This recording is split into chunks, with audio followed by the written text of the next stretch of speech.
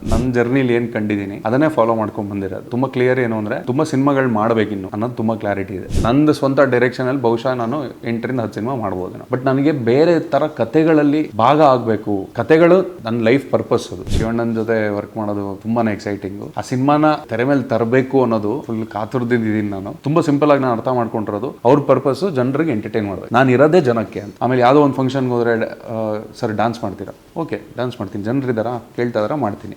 ಅವ್ರಿಗೆ ಥ್ಯಾಂಕ್ಸ್ ಹೇಳಬೇಕು. ಆ ತರ ಒಂದು ಸಿನಿಮಾ ಮಾಡಿ ಇಲ್ಲ 2 ಭಾಗದಲ್ಲಿ ರಿಲೀಸ್ ಮಾಡೋಣ ಅಂತೆಲ್ಲ ಹೇಳಿದಾಗ ಅದನ್ನ ಹೌದಾ ಮಗ ನಿಂಗೆ ಅನ್ಸ್ತಾ ಇದೆಯಾ? ಓಕೆ ನೋಡೋಣ ಒಂದ್ಸಲಿ ಫಿಲಮ್ ಮಾಡೋಣ. ಆ ತರ ಬ್ಯಾಕಿಂಗು ಸಪೋರ್ಟ್ ಸಿಕ್ಕಿದ್ದು ನಿಜವಾಗ್ಲೂ ನಾನು ಅದನ್ನ ಲೈಫಲ್ಲಿ ಮರೆಯಲ್ಲ. ಆ ಲಿರಿಕಲ್ ವಿಡಿಯೋ ಎಷ್ಟು ಚೆನ್ನಾಗಿ ಮಾಡಿದ್ದಾರೆ ಅಂದ್ರೆ ನೋಡಿ ನಾನು 4-5 ಜನ ಕರೆಸ್ಬಿಟ್ಟು ತೋರಿಸಿದ್ದೀನಿ. ಅಂದ್ರೆ ಅದ್ರಲ್ಲಿ ಎಷ್ಟು ಕೆಲಸ ಕಾಣಿಸುತ್ತೆ. ಆ ಒಂದು ಸ್ಕ್ರೀನ್ ರೀಕ್ರಿಯೇಟ್ ಮಾಡಿ ಅದ್ರಲ್ಲಿ ಏನೋ ಒಂದು ವಿಷಯ ಆಡ್ ಮಾಡಿ ತುಂಬಾನೇ ಒಂದು ಯೋಚನೆ ಹೋಗಿರೋಂಥ ವಿಷಯ. ಸಾಂಗ್ ಚೆನ್ನಾಗಿ ಇಷ್ಟ ಆಗಿದೆ, ಜನರು ಇಷ್ಟಪಟ್ಟಿದ್ದಾರೆ, ಚೆನ್ನಾಗಿ ಕಮೆಂಟ್ ಇದೆ. ನಾನು ಲಿರಿಕಲ್ ವಿಡಿಯೋ ಎಷ್ಟು ಜನಕ್ಕೆ ಇಷ್ಟ ಆಗಿದೆ ಅಂತ ಹುಡುಕಿದ್ದೀನಿ. ಸಿನಿಮಾ ಮಾಡಬೇಕಾದ್ರೆ ಏನ್ ನಂಬರ್ ಇಂಪಾರ್ಟೆಂಟು? 5 ಕೋಟಿ ಆಗ್ಬೇಕಾ, 10 ಕೋಟಿ ಆಗ್ಬೇಕಾ, 12 ಕೋಟಿ ಆಗ್ಬೇಕಾ? ಏನ್ ಆಕ್ಚುಲಿ ನಂಬರ್? ಇವತ್ತಿನ ಕಾಲದಲ್ಲಿ ನಂಬರ್ ಅನ್ನೋದು ಸಿಕ್ಕಾಪಡೆ ಸಿನಿಮಾ ಬಿಸ್ನೆಸ್ ಅಲ್ಲಿ. ನನಗೆ 4 ಲಕ್ಷ ಕನ್ನಡಿಗರು ಈ ಸಿನಿಮಾ ನೋಡಬೇಕು ಅನ್ನೋದು ನನ್ನ ಗುರಿ. ಇನ್ನೊಂದು ಡೈರೆಕ್ಷನ್ನು ಅಥವಾ ಪ್ಯಾಷನ್ನು ವಿಷನ್ನು ನೀವು ಬೇರೆ ಪ್ರೊಡಕ್ಷನ್ಸ್ಗಳ ಮಾಡಿರೋದು ಉಂಟು, ಅದೆಲ್ಲ ಮಾಡ್ತಾರೆ. But as being a producer ಆಗಬೇಕು, ಪ್ರೊಡ್ಯೂಸರ್ ಆ ರಿಸ್ಕಿ ಆ ಫ್ಯಾಕ್ಟರ್ ಅದೆಲ್ಲ ಗೊತ್ತಿದ್ರು ಕೂಡ ಸೊ ಈ ಥರದೊಂದು ಪ್ರೊಡಕ್ಷನ್ ಮಾಡಬೇಕು ಅಂತ ಧೈರ್ಯ ಹೆಂಗೆ ಬಂತು ನಿಮಗೆ ಅಂತ? ಐ ಮೀನ್ ಬಿಗಿನಿಂಗ್ ಡೇಸಿಂದ ನಾನು ಸೊ ಅಸೋಸಿಯೇಟ್ ಆಗಿ ಸುಮಾರು ಸಿನಿಮಾ ನೋಡ್ಕೊಂಡು ಬಂದಿದ್ದೀರಿ, ನೀವು ಬಿಸ್ನೆಸ್ಸು ನೋಡಿದ್ದೀರಿ. ಬಿಸ್ನೆಸ್ ಅಂತ ಬಂದಾಗ ಅದೊಂದು ಆತಂಕ ಇರುತ್ತಲ್ಲ, ಸೊ ಹೇಗೆ ಅದು ಆ ಚಾಲೆಂಜಸ್ ಹೆಂಗಿತ್ತು? ಅಲ್ಲ ಅದು ಇವಾಗಲೂ ತುಂಬ ಇದೆ. ಯಾಕೆಂದರೆ ನಾನು ಇಂಟ್ರೆಸ್ಟ್ಗೆಲ್ಲ ತಂದಿಲ್ಲ. ನಾನು ದುಡ್ದಿರೋದು ನನ್ನ ಇನ್ವೆಸ್ಟರ್ಸ್ ಪ್ರಚುರ ಅವರು ಮತ್ತು ಜಯಲಕ್ಷ್ಮಿ ಅವರು, ಅವ್ರಿಗೆ ನಾನು ಆನ್ಸರಬಲ್. ಸೊ ರಿಸ್ಕ್ ಇದೆ. ಸೊ ಹೆದರಿಕೆ ಆಗತ್ತೆ. ಬಟ್ ಏನು ಅಂದರೆ ನಾನು ನನ್ನ ಜರ್ನಿಲಿ ಏನು ಕಂಡಿದ್ದೀನಿ ಅದನ್ನೇ ಫಾಲೋ ಮಾಡ್ಕೊಂಡು ಬಂದಿರೋದು. ಸೊ ಆ್ಯಂಡ್ ನನಗೆ ತುಂಬ ಕ್ಲಿಯರ್ ಏನು ಅಂದರೆ ನಾನು ತುಂಬ ಸಿನಿಮಾಗಳು ಮಾಡಬೇಕಿನ್ನು ಅನ್ನೋದು ತುಂಬ ಕ್ಲಾರಿಟಿ ಇದೆ. ಅದು ಎಷ್ಟು ಸಿನಿಮಾ ಮಾಡ್ತೀನಿ ಗೊತ್ತಿಲ್ಲ, ನೋಡಬೇಕು. ಬಟ್ ಈ ಸಿನಿಮಾ ಚೆನ್ನಾಗಾದರೆ ಖಂಡಿತವಾಗಿ ಮುಂದೆ ಇನ್ನೊಂದು ಸಿನಿಮಾ ಮಾಡ್ತೀನಿ. ಸೊ ಐಡಿಯಾ ಇರೋದು ಟು ಕೀಪ್, ಅಂದರೆ ನನಗೆ ನಂದು ಸ್ವಂತ ಡೈರೆಕ್ಷನಲ್ಲಿ ಬಹುಶಃ ನಾನು 8ರಿಂದ 10 ಸಿನಿಮಾ ಮಾಡ್ಬೋದು. ನಾನು ಆಲ್ರೆಡಿ 4 ಮಾಡಿದ್ದೀನಿ. ಸೊ ಇನ್ನು 6 ಸಿನಿಮಾ ಮಾಡ್ಬೋದು. ಅಂದರೆ ಬಿಫೋರ್ ಐ ಬಿಕಮ್ ಔಟ್ಡೇಟೆಡ್. ಆಡಿಯನ್ಸಿಂದ ಕನೆಕ್ಷನ್ ಒಂದು ಪಾಯಿಂಟಲ್ಲಿ ಅದು ಎಷ್ಟು ಫಾಸ್ಟಾಗಿ ಚೇಂಜ್ ಆಗುತ್ತೆ ಅಂದರೆ ನನಗೆ ಅದು ಕ್ಯಾಚ್ ಮಾಡೋದು ಕೆಪಾಸಿಟಿನೂ ಇರೋಲ್ಲ. ಹೌದು. ಸೊ ನಂಗೆ ಆಲ್ರೆಡಿ 40 ಇವಾಗ. ಸೊ ಇನ್ನೊಂದು 6 ಸಿನಿಮಾ ಮಾಡೋ ಕೆಪಾಸಿಟಿ ಇರ್ಬೋದು. ಬಟ್ ನನಗೆ ಬೇರೆ ಥರ ಕಥೆಗಳಲ್ಲಿ ಭಾಗ ಆಗಬೇಕು. ಕಥೆಗಳು ನನಗೆ ತುಂಬ ಏನೋ ನನ್ನ ಲೈಫ್ ಪರ್ಪಸ್ ಅದು. ಸೊ ಹೆಂಗೆ ಭಾಗಿಯಾಗಲಿ, ಕೆಲವೊಂದು ಕಥೆಗಳಿಗೆ ಕತೆ ಬರೆಯೋಕ್ಕೆ ಅವಕಾಶ ಸಿಕ್ಕಿದ್ರೆ ಬರಿತೀನಿ. ಇನ್ನೊಂದು ಯಾವ್ದಾರೋ ಸಿನಿಮಾಗೆ ಪ್ರೊಡ್ಯೂಸರ್ ಆಗಬೇಕು ಅಂದರೆ ಅದು ಮಾಡ್ತೀನಿ. ಸೊ ಆ ಥರ ನಿಟ್ಟಿನಲ್ಲಿ ಬೇರೆ ಬೇರೆ ಕೆಲಸಗಳಲ್ಲಿ ಕತೆಗಳ ಜೊತೆ ಟ್ರಾವೆಲ್ ಮಾಡೋಕ್ಕೆ ನಂದು ಜೀವನದ ಗುರಿ ಅಂತ. ಸೊ ಗೊತ್ತಿಲ್ಲ, ನೋಡೋಣ. ಇಲ್ಲ, ತುಂಬ ಚೆನ್ನಾಗಿದೆ. ಅಂದರೆ ಈ ಡಿಸಿಪ್ಲಿನ್ ಇದ್ದರೆ ಆಬ್ವಿಯಸ್ಲಿ ಎಲ್ಲ ಆಗುತ್ತೆ. ಆ್ಯಂಡ್ ದ ವೇ ಪ್ಲ್ಯಾನಿಂಗ್ ಯಾವಾಗಲೂ ಇಂಪಾರ್ಟೆಂಟ್ ಅಲ್ವಾ? ತುಂಬ ಚೆನ್ನಾಗಿದೆ ಅಂತ ಅನ್ಸುತ್ತೆ ನಿಮ್ಮ ಇದರಲ್ಲಿ. ಸೊ ಶಿವಣ್ಣ ಅವ್ರದ್ದು ನೆಕ್ಸ್ಟು ಪ್ರಾಜೆಕ್ಟು ಅದ್ರ ಮೇಲೆ ತುಂಬ ನಿರೀಕ್ಷೆ ಇದೆ. ಸೊ ಹೇಗೆ ನಡೀತಾ ಇದೆ? ಚೆನ್ನಾಗಿ ನಡೀತಾ ಇದೆ. ಅದು ತುಂಬ ಅಂದರೆ ಒಂದು ಮಜಾ ಪ್ರಾಜೆಕ್ಟ್. ಅದು ಸ್ವಲ್ಪ ಸ್ಕೇಲ್, ದೊಡ್ಡ ಸ್ಕೇಲಲ್ಲಿ ಮಾಡ್ತಾ ಇರೋಂಥ ಸಿನಿಮಾ. 12ನೇ ಶತಮಾನದಲ್ಲಿ ನಡೆಯೋ ಕತೆ. ಶಿವಣ್ಣನ ಜೊತೆ ವರ್ಕ್ ಮಾಡೋದು ತುಂಬಾ ಎಕ್ಸೈಟಿಂಗು. ಆ್ಯಂಡ್ ಅವ್ರ ಜೊತೆ ಫೋಟೋ ಶೂಟ್ ಮಾಡ್ಬೇಕಾದ್ರೆ ಆ ಟೈಮಲ್ಲಿ ಅವ್ರ ಜೊತೆ ಸ್ಪೆಂಡ್ ಮಾಡಿದ್ದು, ಕತೆ ಬಗ್ಗೆ ಎಲ್ಲ ಡಿಸ್ಕಷನ್ ಮಾಡಿದ್ದು. ಅಂದರೆ ಆ ಸಿನಿಮಾನ ಅದನ್ನು ಅಂದರೆ ತೆರೆ ಮೇಲೆ ತರಬೇಕು ಅನ್ನೋದು ನನಗೆ ಫುಲ್ ಕಾತುರ್ದಿದ್ದೀನಿ ನಾನು. Because but at the same time ನಾನು ಅದನ್ನು ಅರ್ಜೆಂಟ್ ಮಾಡೋಕ್ಕಾಗಲ್ಲ. ಬಿಕಾಸ್ ಸರ್ದು ಹೆಲ್ತ್ ರಿಕವರಿಯಲ್ಲಿದ್ದಾರೆ, ಒಂದು ದೊಡ್ಡ ಯುದ್ಧ ಗೆದ್ಕೊಂಡು ಬಂದಿದ್ದಾರೆ. ಸೊ ನಾನು ಈ ಟೈಮಲ್ಲಿ he has to get fit. And ಸರ್ದು ನನಗೆ ತುಂಬ ಏನು ಇಷ್ಟ ಅಂದರೆ ಅವರು ಕಾಂಪ್ರಮೈಸ್ ಆಗೋಕ್ಕೆ ಇಷ್ಟ ಇಲ್ಲ. ನಾನು ಅಲ್ವಮ್ಮ ನಟ, ನಾನು ಕುದುರೆ ಓಡಿಸ್ಬೇಕು ಅಂದರೆ ನಾನೇ ಓಡಿಸ್ಬೇಕು, ಇನ್ಯಾರು ಓಡಿಸಿದ್ರೆ ಅದರಲ್ಲಿ ಏನು, ನಾನೇ ದುಡಿಸ್ಕೊತಾ ಇದ್ದೀನಿ ಅಂತ ಹೇಳ್ತಾರೆ ಅವರು. ಸೊ ಅಷ್ಟು ಅಂದರೆ ಈ ವಯಸ್ಸಲ್ಲೂ ಅಷ್ಟು ಒಂದು ಶಿಸ್ತಿರೋಂಥ ಆ್ಯಕ್ಟರ್ ಅವರು ತುಂಬ ಸಿಂಪಲಾಗಿ ನಾನು ಅರ್ಥ ಮಾಡ್ಕೊಂಡಿರೋದು, ಅವ್ರು ಜನರಿಗೆ ಎಂಟರ್ಟೈನ್ ಮಾಡಬೇಕು ಅಷ್ಟೇ ಅವ್ರದ್ದು.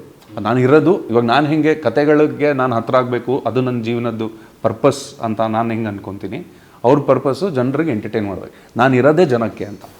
ಬಿಕಾಸ್ ಅವ್ರು ಹುಷಾರಿಲ್ದಿರೋ ಟೈಮಲ್ಲೂ ಅವರು ನಡ್ಕೊಂಡಿದ್ದ ರೀತಿ, ಮಾಡಿದ ಸಿನಿಮಾಗಳದ್ದು ಕಮಿಟ್ಮೆಂಟ್ಸ್ ಮುಗಿಸ್ಕೊಂಡು ಟ್ರೀಟ್ಮೆಂಟ್ ನಡೀತಾ ಇರಬೇಕಾದ್ರೆ ಯಾರು ಮಾಡ್ತಾರೆ ಆ ಥರ? ಆ ಕಮಿಟ್ಮೆಂಟ್ ಇಲ್ಲದೋದ್ರೆ ಟು ಎಂಟರ್ಟೈನ್. ಆಮೇಲೆ ಯಾವುದೋ ಒಂದು ಫಂಕ್ಷನ್ಗೆ ಹೋದರೆ ಸರ್ ಡ್ಯಾನ್ಸ್ ಮಾಡ್ತೀರಾ, ಓಕೆ ಡ್ಯಾನ್ಸ್ ಮಾಡ್ತೀನಿ, ಜನರಿದ್ದಾರಾ ಕೇಳ್ತಾ ಇದ್ದಾರಾ ಮಾಡ್ತೀನಿ. ಹೌದು, ಅದು ತುಂಬ ರೇರು, 100 ವರ್ಷಕ್ಕೆ ಒಂದ್ಸಲ ಆ ಥರ ಆ್ಯಕ್ಟರ್ ಸಿಗೋದು, ಆ ಥರ ಒಬ್ಬರು ಎಂಟರ್ಟೈನರ್ ಸಿಗೋದು. ಸೊ ಅವರು ಕಾಂಪ್ರಮೈಸ್ ಮಾಡ್ಕೊಳ್ಳೋಕೆ ಇಷ್ಟ ಇಲ್ಲ, ನನಗೂ ಕಾಂಪ್ರಮೈಸ್ ಮಾಡ್ಕೊಳ್ಳೋಕೆ ಇಷ್ಟ ಇಲ್ಲ. ಬಿಕಾಸ್ ವಿಷನ್ ಚೆನ್ನಾಗಿದೆ ಅಂತ ನನ್ನ ನಂಬಿಕೆ. ಆ್ಯಂಡ್ ಅದಕ್ಕೆ ಹಿಂಗೆ ಮಾಡಬೇಕು, ಹಾಗೆ ಮಾಡಿದ್ರೆ ಅದು ಮಜಾ. ಸೊ ಸರ್ ಪೂರ್ತಿ ರೆಡಿ ಆದಮೇಲೆ ಶುರು ಮಾಡೋಣ ಅಂತ. ಅದ್ರ ಮಧ್ಯದಲ್ಲಿ ಒಂದು ಪ್ರಾಜೆಕ್ಟು ಮಾತುಕತೆ ನಡೀತಾ ಇದೆ, ಪ್ಲ್ಯಾನಿಂಗ್ ನಡೀತಾ ಇದೆ. ಆ್ಯಂಡ್ ಈ ರಿಸಲ್ಟ್ಸ್ ಅಂತ ಬರುತ್ತಲ್ಲ ಸಿನಿಮಾ, ಅಥವಾ ಒಂದು ವಿಷನ್ನು, ಒಂದು ಪ್ಯಾಷನ್, ನೀವೇನೋ ಮಾಡಿರ್ತೀರ, ರಿಸಲ್ಟ್ಸು ಕೆಲವೊಂದು ಸಲ ಅನಿರೀಕ್ಷಿತವಾಗಿ ತುಂಬ ದೊಡ್ಡದಾಗಿರುತ್ತೆ, ಅಥವಾ ನಿರೀಕ್ಷಿತವಾಗಿ ಕೆಲವೊಂದು ನಾವು ಅಂದ್ಕೊಂಡಂಗೆ ಆಗಿರಲ್ಲ, ಈ ಥರದ್ದೆಲ್ಲ ಆಗಿರುತ್ತೆ. ಸೊ ಆ ವಿಚಾರಕ್ಕೆ ಬಂದರೆ ಸಪ್ತಸಾಗರದ ಆಚೆ ನಾನು ಆ ಥರ ಸುಮಾರು ಸಲ ನೋಡಿದ್ದೀನಿ, ಸುಮಾರು ಡೈರೆಕ್ಟರ್ಸ್ ನೋಡಿದ್ದೀನಿ. ಫಾರ್ ಎಕ್ಸಾಂಪಲ್ ಇಂತಿನ ಪ್ರೀತಿಯ ಸೂರಿ ಆ್ಯಂಡ್ ಭಟ್ರದ್ದು ಪರಮಾತ್ಮ. ಅಂದರೆ ಆ ಸಿನಿಮಾ ಥಿಯೇಟ್ರಿಗೆ ಬಂದಾಗ ಅದೊಂದು ಅಲೆ ಇರುತ್ತೆ, ಬಟ್ ಒಂದು ಕಡಿಮೆ ಪ್ರಮಾಣದಲ್ಲಿ ನೋಡಿರ್ತಾರೆ, ಅಥವಾ ಅದೇನೋ ಕಮರ್ಷಿಯಲ್ ಆಗಿ ಅಂದ್ಕೊಂಡಂಗೆ ಆಗಿರಲ್ಲ. ಬಟ್ ಅದಾದಮೇಲೆ ಅದರದ್ದು ಟಿ ವಿಗೆ ಬಂದಾಗಲೋ ಅಥವಾ ಓ ಟಿ ಟಿಗೆ ಬಂದಾಗ ಅದು ಬೇರೆ ಥರದ್ದೇ ಹಬ್ಬಿರೋ ಅಂಥದ್ದು. ಸಪ್ತಸಾಗರ ರಿಸಲ್ಟ್ಸು ನನಗೆ ಆ ಥರ ಕಾಣಿಸ್ತಾ ಇದೆ. ಆ್ಯಂಡ್ ನಾವು ಸಿನಿಮಾದೊಳಗಿರೋರಿಗೆ ಅಥವಾ ಸಿನಿಮಾ ನಾವು ಅದು ನೋಡೋ ದೃಷ್ಟಿ ಬೇರೆ ಇರುತ್ತೆ, ನಮಗದು ತುಂಬಾ ಎಕ್ಸೈಟ್ ಆಗುತ್ತೆ. ಅಥವಾ ಅದನ್ನು ಮಾತಾಡ್ತಾ ಹೋದರೆ ದಿನೆಲ್ಲ ಮಾತಾಡ್ತೀವಿ, ಅಷ್ಟು ವಿಷಯ ಇರುತ್ತೆ. ಆ ಥರದ್ದು ಸಿನಿಮಾ ಥಿಯೇಟ್ರಿಂದ ಆಚೆ ಬಂದಮೇಲೆ ಮತ್ತೆ ಮಾತಾಡೋ ಅಂಥದ್ದು ಕೇಳ್ತಾ ಇದ್ದೀನಿ. ಸೊ ಅದಕ್ಕೆ ಕೇಳಿದೆ, ಸಪ್ತಸಾಗರದ ಆಚೆ ರಿಸಲ್ಟ್ಸ್ ನಿಮ್ಮ ಪ್ರಕಾರ ಹೇಗೆ ಅಂತ. ಅಂದರೆ ಅದೇ ಫಿಲಮ್ ಮೇಕರ್, ಫಿಲ್ಮ್ ಡೈರೆಕ್ಟ್ರಾಗಿ ನನಗೆ ಥಿಯೇಟ್ರನ್ನ ನನಗೂ 100 ಕೋಟಿ ಆಗಬೇಕು, ನನಗೂ 150 ಕೋಟಿ ಎಲ್ಲ ಆಗಬೇಕು ಅಂತ ಎಲ್ಲರಿಗೂ ಆಸೆ ಇರುತ್ತೆ, ಅದಿಲ್ಲ ಅಂತೆಲ್ಲ. ನಾನೇನೋ ಬರೀ ಜನರಿಗೆ ಬರೀ ಸಿನಿಮಾ ಮಾತ್ರ ಇಷ್ಟ ಆಗಬೇಕು, ಒಳ್ಳೆ ಸಿನಿಮಾ, ದುಡ್ಡೆಲ್ಲ ಮ್ಯಾಟ್ರ್ ಆಗಲ್ಲ, ಆ ಥರ ಅಲ್ಲ. ನಂಗೆ 100 ಕೋಟಿ ಆದರೆ ನಾನು ಬೇರೆಯವ್ರಿಗಿಂತ ಸಿಕ್ಕಾಪಡೆ ಖುಷಿ ಇರ್ತಿದ್ದ ಅದು. ಬಟ್ ಅದು ಅಂದರೆ ನಮಗೆ ಸಿನಿಮಾ ನಾವು ಏನು ಬಜೆಟಲ್ಲಿ, ಏನು ಪ್ಲ್ಯಾನಿಂಗಲ್ಲಿ ಅಂತ ಅಂದ್ಕೊಂಡ್ವಿ, ಅದಕ್ಕಿಂತ ತುಂಬಾ ಒಳ್ಳೆ ರಿಟರ್ನ್ಸ್ ಬಂದಿದೆ. ಪ್ರೊಡ್ಯೂಸರ್ ಖುಷಿಯಾಗಿದ್ದರು. ಸಿನಿಮಾ ನಾವು ಹೆಂಗೆ ಮಾಡಬೇಕು ಅಂತ ಅಂದ್ಕೊಂಡ್ವೋ ಹಂಗೆ ಮಾಡೋಕ್ಕೆ ಅವಕಾಶ ಆಯಿತು. ನಾನು ಅದಕ್ಕೆ ರಕ್ಷಿತ್ ಅವ್ರಿಗೆ ಥ್ಯಾಂಕ್ಸ್ ಹೇಳಬೇಕು. ಯಾಕೆಂದರೆ ಯೂಶ್ವಲಿ ಆ ಥರ ಒಂದು ಸಿನಿಮಾ ಮಾಡಿ ಇಲ್ಲ 2 ಭಾಗದಲ್ಲಿ ರಿಲೀಸ್ ಮಾಡೋಣ ಅಂತೆಲ್ಲ ಹೇಳಿದಾಗ ಅದನ್ನು ಹೌದಾ ಮಗ ನಿಂಗೆ ಅನಿಸ್ತಾ ಇದೆಯಾ, ಓಕೆ ನೋಡೋಣ ಒಂದ್ಸಲಿ ಫಿಲಮು, ಓಕೆ ಮಾಡೋಣ ಅಂದರೆ ನಂಗೆ ಆ ಥರ ಬ್ಯಾಕಿಂಗು ಸಪೋರ್ಟ್ ಸಿಕ್ಕಿದ್ದು ನಿಜವಾಗ್ಲೂ ನಾನು ಅದನ್ನು ಲೈಫಲ್ಲಿ ಮರೆಯಲ್ಲ. ಸೊ ನನಗೆ ತುಂಬ ಖುಷಿ ಇದೆ, ರಕ್ಷಿತಿಗೆ ತುಂಬ ಖುಷಿ ಇದೆ ದಟ್ ಈ ಥರ ಒಂದು ಸಿನಿಮಾ ನಾವು ಮಾಡಿದ್ವಿ ಅಂತ. ಸೊ ಇದರಲ್ಲಿ ಆ್ಯಕ್ಚುಲಿ ಏನು ಸಿಗಬೇಕಾಗಿತ್ತು ಅನ್ನೋದು ನಾವು ಹೇಳೋಕ್ಕಾಗಲ್ಲ. ನಮಗೇನು ಸಿಗಬೇಕಾಗಿತ್ತು ಸಿಗ್ತಾ ಇದೆ, ಅದು ತುಂಬ ಖುಷಿ. ಇನ್ನು ಮ್ಯಾಟ್ರ್ ಆಗಲ್ಲ ಅಂತ.